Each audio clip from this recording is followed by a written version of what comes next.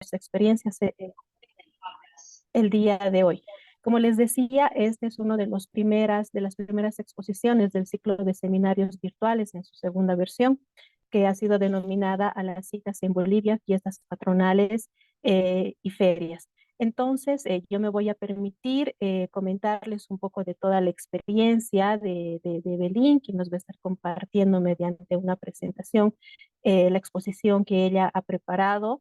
Evelyn tiene una licenciatura en comunicación social que ha sido obtenida en la Universidad de San Francisco Javier de Chuquisaca. Ella, entre todas las formaciones y todas las experiencias, conocimientos y habilidades, tiene muchas habilidades. Evelyn, me parece importante hacerles conocer de todo lo que ella ha trabajado. Ella ha trabajado en redacción, ha trabajado en investigación, en atención al cliente, en relaciones públicas, relaciones humanas. Uno de sus fuertes es la comunicación institucional, el manejo y marketing de marca, manejo de Internet y de redes sociales. Tiene también ella habilidades para trabajo bajo presión, organiza eventos internos, trabaja mucho con grupos en riesgo, grupos vulnerables como niños, niñas y mujeres. Ella ha realizado bastantes cursos y talleres, entre los que les puedo mencionar, es una asistencia a decenas de talleres, de actualizaciones, de seminarios, congresos, simposios, durante los 15 años de experiencia laboral que ella tiene. También ha participado y ha aportado en el Taller Nacional de Reformas a la Constitución Política del Estado con una visión de género, auspiciado por el Ministerio de Desarrollo Sostenible y Planificación, el Viceministerio de Asuntos de Géneros Generacionales y Familia. Ella tiene bastantes producciones intelectuales, realmente el currículum que tiene Evelyn es amplio. Entre esa producción intelectual, yo les quiero mencionar que ella ha realizado varios guiones radiales, varias investigaciones. Ella ha colaborado en distintas instituciones como parte integrante de distintos documentos y publicaciones, entre los que ella ha realizado, y yo he tenido la oportunidad de ver y se los recomiendo también mucho, es la publicación y la investigación La Nación y Ampara y el desafío sobreviviente manteniendo su identidad. Es un documento muy interesante que estoy segura que va a ser del interés de ustedes y lo van a disfrutar mucho. En la experiencia profesional, ¿qué les puedo decir?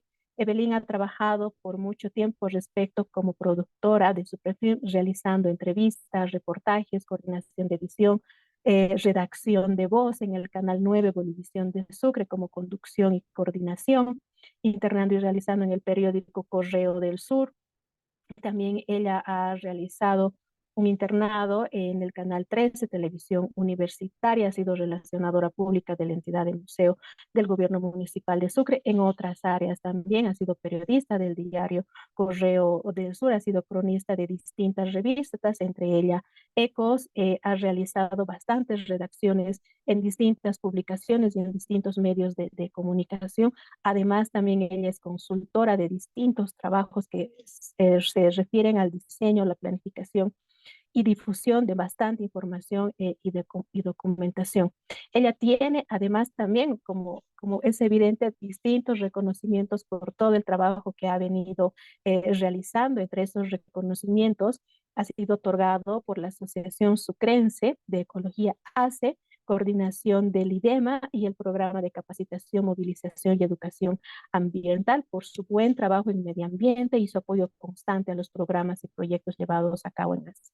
También ha sido reconocida con un certificado otorgado por la comunidad Intiguarayasi por su insaciable y oportuna contribución al trabajo de desarrollo de esa institución, reconocimientos por la Asociación Chuquisaqueña de Raquel y la Asociación Municipal también de la misma institución, reconocimientos por las distintas asociaciones de Chuquisaca y físico-culturismo por las distintas labores que ella ha venido realizando. Tiene bastantes diplomas, ha sido ganadora de distintos premios respecto del periodismo, ha sido declarada huésped de honor del municipio de Las Carreras, reconocimiento nacional inferido, y así podría pasarme muchos minutos más diciendo todo el trabajo que Evelyn ha venido realizando hasta ahora.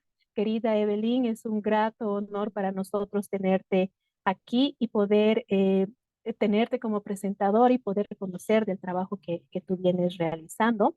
La modalidad de presentación para Evelyn es de 40 minutos para que después los otros colegas puedan interactuar contigo, puedan comentar respecto al trabajo que has realizado y las inquietudes y preguntas que tengan respecto a tu presentación. Querida Evelyn, si puedes presentar, si puedes prender tu cámara, encenderla, ya tienes autorización para que puedas hacer tu presentación. Bienvenida nuevamente a este evento. Bueno, muchísimas gracias. Te agradezco mucho, igualmente a Luz.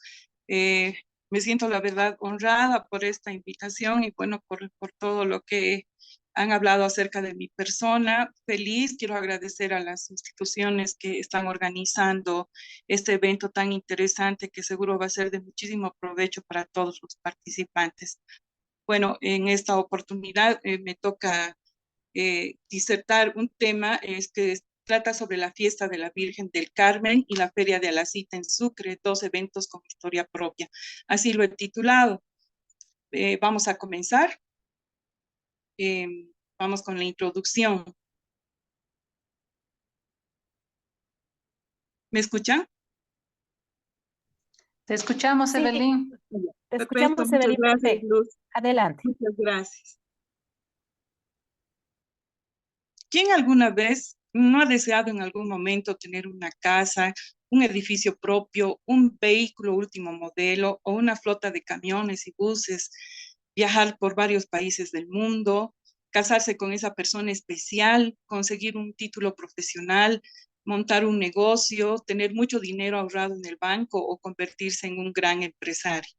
Felizmente, esas personas pueden hacer realidad sus deseos en el mundo de las ilusiones que ofrece la Feria de la Lacita, donde se puede encontrar y comprar cada una de las cosas mencionadas anteriormente, además de un mundo de maravillosas artesanías trabajadas en miniatura por manos hábiles de artesanos que generalmente heredaron el oficio familiar desde varias generaciones atrás.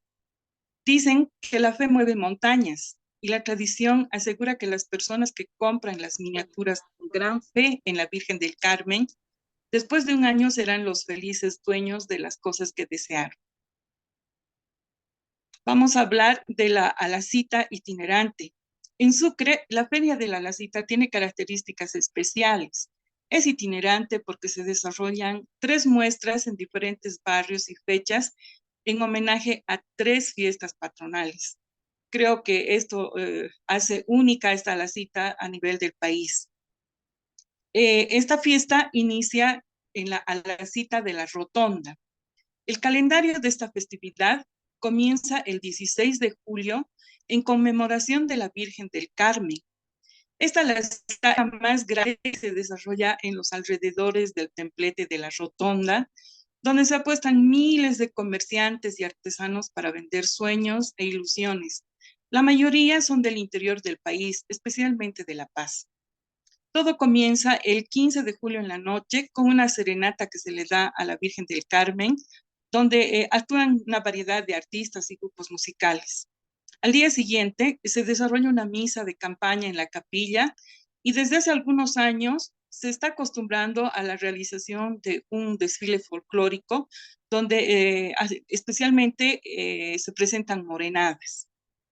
Después, la gente compra con mucha devoción todo lo que desea, pero en miniatura, billetes en bolivianos, dólares, títulos profesionales y de bachillerato, certificados de matrimonio, autitos, camiones, casitas, maletas de viaje, tiendas de abarrotes, variados negocios y otros objetos repletos de simbolismo que luego hacen bendecir y coar a las 12 en punto del mediodía para que se plasmen en una realidad, ya sea a corto o mediano plazo, con la bendición de la Virgen del Carmen.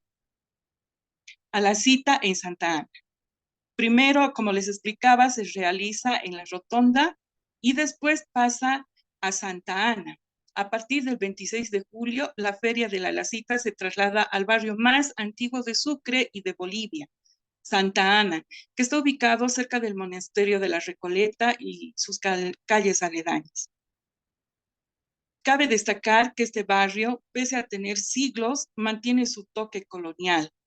Calles angostas y empedradas, arcos en el ingreso y la salida del barrio, y las fachadas de las viviendas siempre están pintadas todas de blanco. También se destacan el templo y el convento de Santa Ana. Por el sector está el Colegio de la Recoleta, la Pileta La Peregrina, el Mirador, el Tata Solano, entre otros atractivos. El lugar es muy lindo, es muy turístico. Después de que termina la cita en Santa Ana, pasa al barrio de San Roque, la Feria de la Cita se lleva a cabo el 16 de agosto en la zona de la parroquia de San Roque, en la Plazuela B. Ese mismo día se realiza un concurso de canes. Los dueños llevan a sus perritos bien adornados, bien disfrazados, con cintitas de colores y cascabeles. En el ingreso de este templo hay dos perros que están como guardianes vigilantes. Son unas estatuas muy lindas. También se lleva a cabo una kermés donde se venden una variedad de platos. Esto se realiza el primer domingo después de la festividad de San Roque en la Plazuela B. Pasamos a otro punto al que he titulado Era una actividad netamente indígena.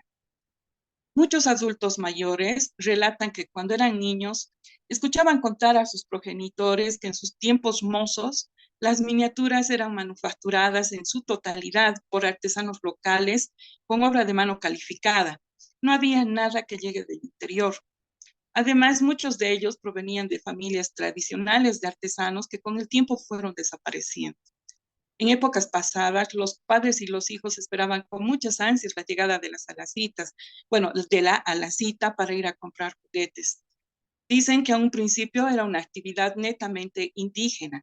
Las miniaturas consistían en animales de la región y objetos de cocina hechos de cerámica cocida, como ollitas, jarritas, platitos, cucharas, onchas, que son las cocinitas, ¿no? De barro donde se cocina, vasos y, bueno, otros objetos más. Después fueron apareciendo una variedad de objetos que se usan en las casas, en la agricultura, alcancías, chanchitos para ahorrar, abarrotes, artefactos utilizados en otras actividades y los famosos billetes con los que se podía comprar solo miniaturas. A la par de un universo de compradores, se fue expandiendo a todas las clases sociales. Hay una publicación especial y de lujo que se llama Bolivia Milenio del Grupo Canelas, titula El siglo XX en Sucre, La Paz, Cochabamba y el mundo.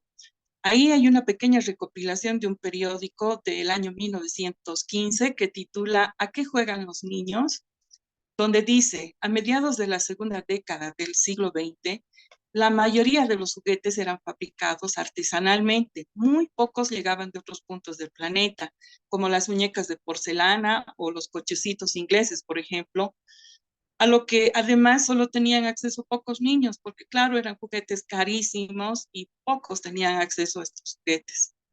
Las muñecas más comunes de esa época aquí en Sucre, y me imagino que en el resto de Bolivia, eran de yeso y se llamaban pastas. El 1 de noviembre se las hacía bautizar, nombrándoles un padrino. Los niños jugaban por ese entonces con trompos, con canicas de vidrio y empezaban a practicar con pelotas de fútbol. La Feria de Alacitas era el momento más esperado de todo el año para que puedan aprovisionarse de juguetes hechos por los artesanos. Es muy interesante esta publicación y bueno, un poco respalda, ¿no?, a lo que se decía más antes, que no habían juguetes, que todo lo que había era totalmente artesanal. Pasamos a otro punto, ingreso de elementos foráneos. Creo que es importante aclarar que el Equeco o Dios de la abundancia, como también se lo conoce, es una imagen de la mitología andina, como todos saben, que décadas antes no tenía lugar en la cita de Sucre. El Equeco no se lo conocía acá en Sucre. Fue con el paso de los años que se fueron introduciendo de a poco en la muestra local otros elementos provenientes de la cultura aymara, gracias a la migración y a la llegada de artesanos paseños para el 16 de julio. Ahora todas las ferias de Alacita en Sucre se dividen por secciones, al igual que en todo el país. Sección de miniaturas, plantas, artesanías, objetos de yeso, repostería, gastronomía, juegos de azar, prendas de vestir, objetos de decoración, el sector lúdico de los futbolines, están los lectores de la suerte, que te leen la suerte para ver cómo te va a ir en el trabajo, la salud, el amor, el dinero, lo que todos siempre preguntan, ¿no? Estos ven nuestra suerte en plomo, en coca, en naipes, y la mayoría de ellos provienen de La Paz. Tampoco faltan los canarios, los periquitos australianos enjaulados que suelen leer la suerte de las personas sacando mensajes escritos de una cajita. Ahora sí, vamos a hablar de la Virgen del Carmen y de la Iglesia de la Rotonda. Los datos históricos recopilados de diferentes textos indican que en 1850, cuando el general Manuel Isidoro Belzu Humeris, que fungió como presidente de Bolivia desde el 6 de diciembre de 1848 hasta el 15 de agosto de 1855, se encontraba paseando a caballo acompañado por su edecán por la zona de El Prado. Ahora se conoce como el Parque Bolívar y llega hasta la ex estación Aniceto Arce. Cuando estaba así paseando, fue tomado por sorpresa y atacado físicamente por sus adversarios políticos. Sin embargo, no murió. Estando herido, fue recogido y salvado por unos campesinos. Hay un entrecomillado que dice, no se veía persona alguna en el prado, pero de pronto surgió detrás de un tapial un embosado, quien enfrentándose con el presidente y echando atrás el embozo, aunque ocultando el rostro en la falda del sombrero, alzó el brazo armado de una pistola martillada y sin dar tiempo a actividad defensiva alguna, descerrajó 2 tiros sobre el presidente, quien, abandonando las riendas del potro encabritado, cayó de bruces al suelo sin que sus acompañantes tuvieran tiempo para evitarlo. Agrega el relato recopilado por la arquitecta Ana Serrano, autora de un estudio técnico e histórico sobre el templo de la Rotonda, que lo ha llevado a cabo hace no mucho, pocos años. La historia apunta a un tercer disparo sobre el presidente, quien yacía recostado en el suelo.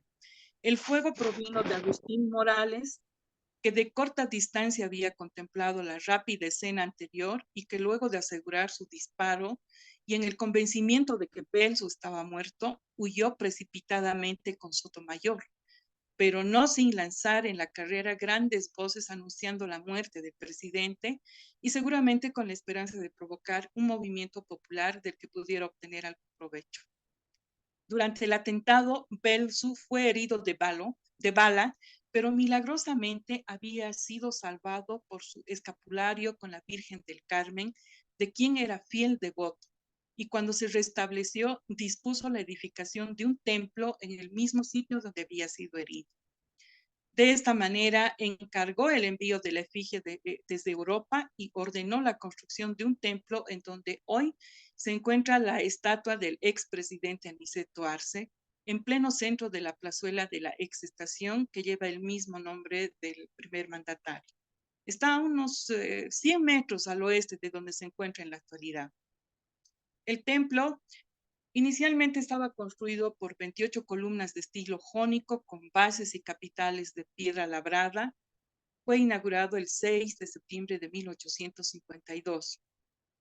La arquitecta Ana Serrano, autora del estudio técnico que les había mencionado sobre el templo de la Rotonda, explica que el templo fue concluido el 6 de septiembre de 1852, fecha fijada para su estreno con una estructura formal inspirada en el templete de San Pietro de Roma, perteneciente al Renacimiento italiano, diseñado por Bramante, quien recoge de los templos romanos su planta circular, pero añadiéndole una cúpula que es la impronta de los arquitectos renacentistas. En la procesión realizada el día de la inauguración, la imagen de cera fue cargada por el mismo presidente Manuel Isidoro Belzu, conocido también como Tata Belzu, uno de los presidentes considerado por los historiadores como un caudillo y populista. Hasta más o menos la primera mitad del siglo XX, Esta zona era identificada como el final de la Alameda del Prado, que estaba ubicada antes de atravesar un riachuelo por donde corrían las aguas servidas de la ciudad. Luego se determinó trasladar el templo de la Rotonda, buscando dar mayor visibilidad y estética a los jardines que se construyeron en el lugar. Eso dice una versión. Pero sin embargo, el padre jesuita Bernardo Gantier, que es historiador y licenciado en filosofía de la Universidad Católica Boliviana, entre otros títulos, sostiene que el cambio del templo a donde está ahora, en la calle Ladislao Cabrera, se debió a la construcción del ferrocarril que unió Sucre y Potosí. Una fiesta sin igual. De acuerdo con la descripción del libro de Monseñor García, escrito en 1963, no hubo antes una fiesta igual a la que se dio en 1852, cuando se inauguró el Templo de la Rotonda. Para ese día se reunieron en la catedral el entonces presidente con su comitiva de ministros de Estado, el cuerpo diplomático y miembros de las Fuerzas Armadas, cuyos integrantes lucían su uniforme de gala. La misa fue presidida por el obispo de Santa Cruz, porque el arzobispo estaba con sede vacante tras la muerte de José María Mendizábal. Concluida la celebración, la imagen se trasladó en procesión hasta la rotonda para la bendición del lugar. Una gran muchedumbre se agolpó en todo el trayecto para presenciar el desfile que adquiría los contornos de una ceremonia apoteósica, nunca vista entonces en la ciudad. La Virgen del Carmen, una preciosa imagen traída desde Europa, usó una riquísima ropa con los colores nacionales de la tricolor y fue portada en andas por el mismo presidente Belsu y distinguidas autoridades, detalla el texto de García. Llegado el cortejo a la nueva capilla que lucía su blanca silueta, fue bendecida solemnemente y entregada al servicio religioso continuo. En la ceremonia, varios de los invitados elogiaron a Belsu por su religiosidad y por el milagro de la vida que le había dado la Virgen.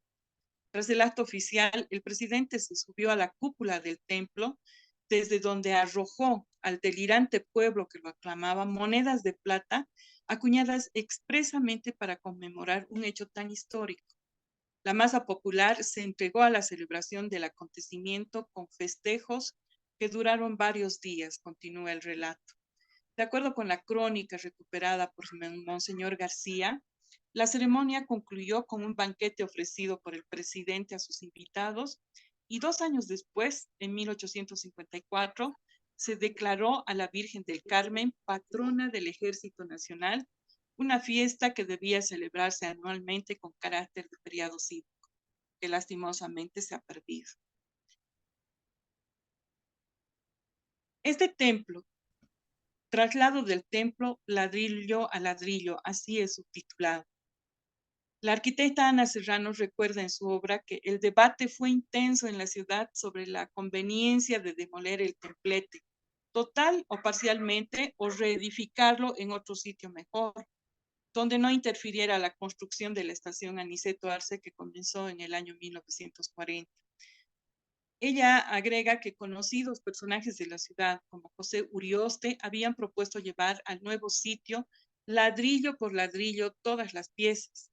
Sin embargo, este dato, según la estimación de Serrano, se encuentra sujeto a comprobación, puesto que en muchos documentos de la obra se habla de demolición, destrucción y derrumbe. Pero en otros escritos se dice que el traslado de la rotonda estuvo efectivamente a cargo de José Urioste, una persona reconocida en la ciudad que decidió que el templo se debía llevar a un nuevo sitio ladrillo por ladrillo, aunque se dice que le faltarían 2 columnas. Acerca de si se hizo una nueva construcción o si se conservaron total o parcialmente todos los materiales, existe todavía una duda. Lo más evidente es que conservaran los materiales de piedra, como los pináculos y algunos detalles de las barandas o ventanales superiores. Según el padre Bernardo Gantier, durante el movimiento se encontró la casaca y el pañuelo manchado con sangre de Belsu que él había ofrecido cuando se erigió el monumento a la Virgen. Las prendas del mandatario actualmente están expuestas en el Museo de la Casa de la Libertad. El Templo de la Rotonda, que forma parte importante de la historia del país, ahora está enclavado en un estrecho espacio poco visible de la calle Ladislao Cabrera. En el frontis del templo se encuentra sellado el año de su cambio, dice 1940, para recordar el icónico traslado de un templo ladrillo por ladrillo. Un acto de piedad del pueblo. Durante una entrevista realizada al sacerdote encargado del templo de la Rotonda, el padre Nicolás Velázquez, dijo que los pedidos que se hacen en las salacitas forman parte de la tradición y piedad popular y son reconocidos por la Iglesia Católica en el documento de Aparecida, publicado en 2007. Destaca esos momentos de fe para ser guiados y discernidos por los párrocos. Aparecida es un documento que sigue vivo en la acción del Papa Francisco, un documento actual que surgió en una conferencia celebrada a los pies de la patrona de Brasil del 13 al 31 de mayo de 2007, con 266 participantes. Y es que la amalgama de fe cristiana y prácticas andinas como la chaya y las coas es evidente. El 16 de julio se unen velas y rezos con campanillas y saumerios dedicados a la Pachamama y a los santos. Ese día se reconoce tanto a los sacerdotes como a los cayaguayas, a la bendición con agua y a las invocaciones con vino, con singani, que se echan sobre sapos, sobre quecos y otras figuras consideradas casi paganas, pero que para los católicos deben ser guiadas y valoradas por su fe. Refacción de la capilla de la Virgen del Carmen. Tras estar varias décadas sin haber recibido una refacción, la hermosa cúpula de estilo neoclásico del templete estaba en muy malas condiciones debido a la acción de las lluvias y otros fenómenos climatológicos. Finalmente, la restauración y remodelación de la capilla de la Virgen del Carmen, conocida popularmente como la Rotonda, se hizo posible gracias a un premio otorgado por la cooperación suiza dentro de un programa de financiamiento de proyectos relacionados a la protección del patrimonio arquitectónico. El rescate de este monumento histórico se hizo realidad gracias a la acción de los vecinos de la Rotonda, quienes suelen frecuentar el templo durante los días de ceremonia y se convirtieron en celosos vigilantes del estado de sus restos. Las obras de restauración estuvieron a cargo de la Escuela Taller Sucre, comandada por su director, el arquitecto Domingo Izquierdo. Los trabajos culminaron a principios del 2022. En el proceso de restauración se emplearon materiales originales con reposición de los reboques de cal de tipo original y se utilizó la fórmula del solaque, que consiste en polvo de ladrillo, cal, arena, puzzolana y sangre de toro. Con todo, Izquierdo opina que su actual emplazamiento le privó una mayor visibilidad porque no tiene la misma perspectiva de antes. Claro, es que antes estaba ubicada al final de lo que ahora es el Parque Bolívar, para los que conocen Sucre, y frente al ingreso de la ex estación de trenes. Y sí, realmente es poco visible, no es como antes. En busca del origen de la Feria de Alacitas en Sucre. Joaquín Loaiza Balda, de profesión abogado, fuentista, hemerógrafo, archivista y ex subdirector del Archivo y Biblioteca Nacionales de Bolivia, considera que la Alacita es una fiesta indígena en la que se rendía culto a la Pachamama y la fecundidad a través de miniaturas. Se realizaba desde mayo hasta agosto inclusive. Loaiza piensa que era una fiesta general, no exclusiva de la cultura aymara. El culto a la Pachamama y otras deidades se hacía a través de expresiones de miniatura. Existen excavaciones arqueológicas mediante las cuales se encontraron enterramientos con objetos de miniatura. Este intelectual explica que el término alacita viene de la lengua aymara alaza, que quiere decir mercado, y alacita con el diminutivo, pero en español sería o haría alusión a un mercado pequeño. Loaiza encontró algunas publicaciones de periódicos del siglo XIX en las que claramente llamaban a esa feria con exposición de miniaturas para la venta con el nombre de Calvario. Ahora, ¿desde cuándo se llama a la cita? No hay un dato preciso. He revisado bastante bibliografía, aunque me falta todavía muchísima y no he encontrado un dato sobre el respecto. Lo que sí está claro es que en el siglo XIX esta actividad se desarrollaba en el sector de la Recoleta, en la loma de Aullagas, a donde se subía por lo que ahora es la escalinata de la calle Grau. La alacita que se desarrolla en inmediaciones del Templo de la Virgen del Carmen es posterior a esto. Antes de la feria no se llamaba alacita, sino Calvario, lo que ya estaba haciendo mención en su momento. Después de mucho indagar, no pude encontrar un dato histórico preciso del por qué la alacita se llamaba antes Calvario y tampoco desde cuándo aconteció ese cambio. Tengo entendido que también en Oruro la feria se llama Calvario y se lleva a cabo desde el mes de noviembre hasta carnavales todos los domingos. Según el diccionario de la Real Academia de la Lengua Española, se entiende por calvario al lugar generalmente en las afueras de un poblado en el que ha habido o hay una o varias cruces. También se define frecuentemente con el nombre de calvario a esculturas o pinturas representando la crucifixión de Jesús. Asimismo, es usado para describir grandes construcciones, esencialmente colinas artificiales construidas por creyentes. El nombre es referido a ciertos cementerios, especialmente aquellos asociados a la religión católica.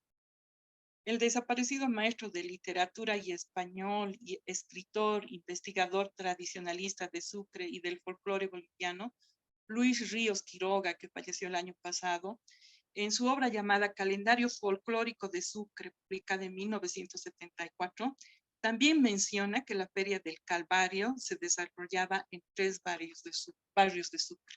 Él no llama a la cita. En todo describe como Calvario. La danza de los tantamorenos. El escritor, investigador y costumbrista chuquisaqueño Felipe Medina Espada dice en una parte de su libro titulado Desde el Morro de Aullagas, Memorias Sucrenses Bolivianas. En otra etapa de la vida republicana de la ciudad, en oportunidad de celebrarse la fiesta de la Virgen de la Rotonda, las clases populares le rendían su devoción con música y bailes ejecutados por los tantamorenos, costumbre actualmente desaparecida, al igual que la parada militar. En este punto quiero hacer un paréntesis para explicar brevemente para los que no saben de qué se trata o qué son los tantamorenos. En realidad es una danza ancestral de la cultura yampara de Chuquisaca. Según las crónicas de Garcilaso de la Vega, esta expresión cultural ya se apreciaba en el periodo preincaico. Indica que a la fiesta del Inti Raymi, los habitantes del señorío Yampara llevaban una danza con gente disfrazada de leones y monos. Asimismo, en archivos periodísticos de la época de finales del siglo XIX, ya se los denominaba tantamorenos, a los danzarines que bailaban en honor al señor de Maica, por lo que también los denominaban maicamorenos.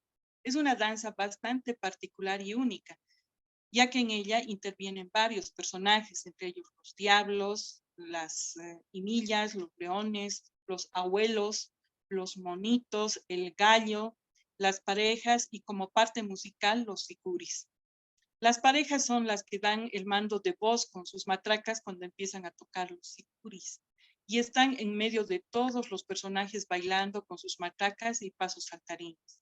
Los demás personajes, encabezados por los diablos, bailan alrededor de la pareja. Perdón, hermana Evelyn. ¿Sí? Vamos a crear otro link porque solamente tenemos un minuto más de grabación y vamos a pausar la grabación, por favor. Vamos a continuar. Gracias. Un minutito, Sí, está bien, gracias. por favor.